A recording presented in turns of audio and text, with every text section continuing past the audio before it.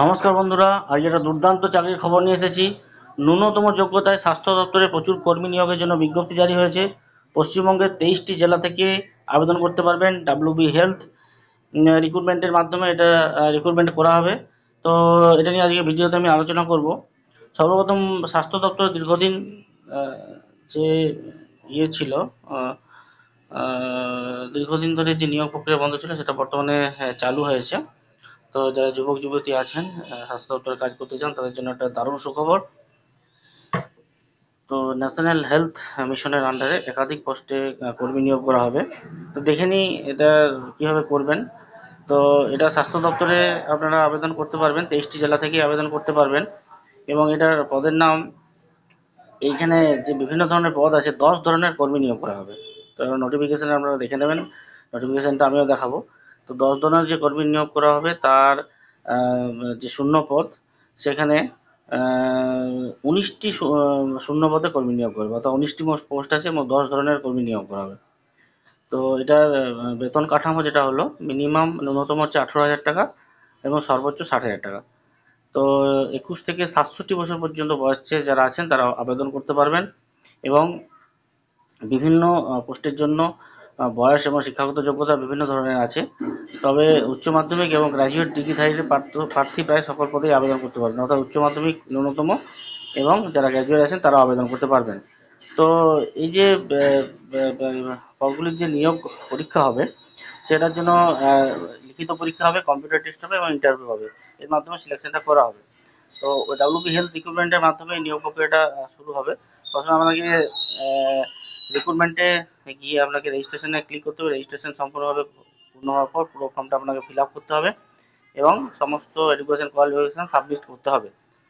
এবং সেই সঙ্গে যে ডকুমেন্টসগুলি আপনাকে আবেদন করার সময় নিয়ে যেতে হবে, সেটা হলো আধার কার্ড, ভোটার কার্ড, মাধ্যমিকের অ্যাডমিট কার্ড, শিক্ষাগত যোগ্যতা সমস্ত সার্টিফিকেট এবং যদি কোনো কাজের অভিজ্ঞতা সার্টিফিকেট থাকে সেটাও নিয়ে যাবেন। তো এটা 23/7/2024 পর্যন্ত আপনারা আবেদন করতে পারবেন। এবং আবেদন করার জন্য 100 টাকা লাগবে আবেদন ফিস। এবং যারা সংরক্ষিত শ্রেণীর মধ্যে আছেন, অর্থাৎ এসসি এসটি বা ওবিসি আছেন, তারা 50 টাকা দিলে আপনারা আবেদন করতে পারবেন। তো যারা চাকরি করতে চান হেলথ ডিপার্টমেন্টে, তাদের জন্য একটা দারুণ সুখবর। বিশাল সংখ্যক একটা পোস্টে কিন্তু নিয়োগ করা হবে। 10 ধরনের কর্মী নিয়োগ করবে এবং 19টি শূন্য পদে কিন্তু নিয়োগ করা হবে। এবং সবচেয়ে বড় হচ্ছে, যে কোনো এই যে ছেলেমেয়েরা আবেদন করতে পারবেন। 18 থেকে 60,000 টাকা পর্যন্ত স্যালারি আছে এবং 67 বছর পর্যন্ত যাদের বয়স আছে 21 থেকে, তারা কিন্তু এই পোস্টের জন্য আবেদন করতে পারবেন।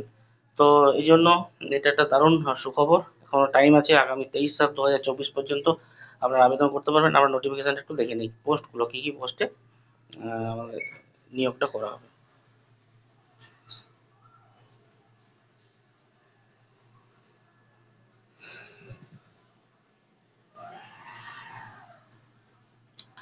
দেখুন, যে যে পোস্টগুলো নিয়োগ করা হবে এখানে দেওয়া আছে।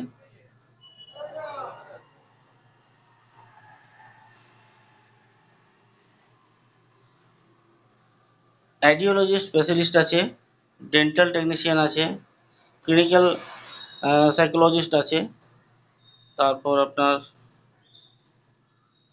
সোশ্যাল ওয়ার্কার আছে,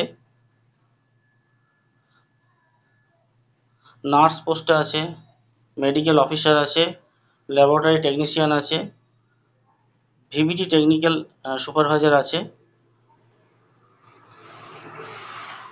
মাল্টি রিহেবিলিটেশন ওয়ার্কার আছে, ল্যাবরেটরি টেকনিশিয়ান আছে। এই ধরনের বিভিন্ন পোস্ট আছে, ডেন্টাল টেকনিশিয়ান।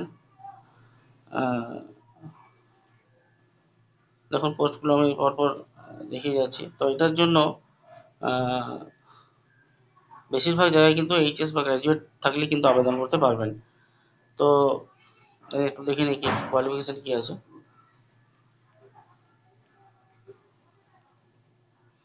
দেখুন, যারা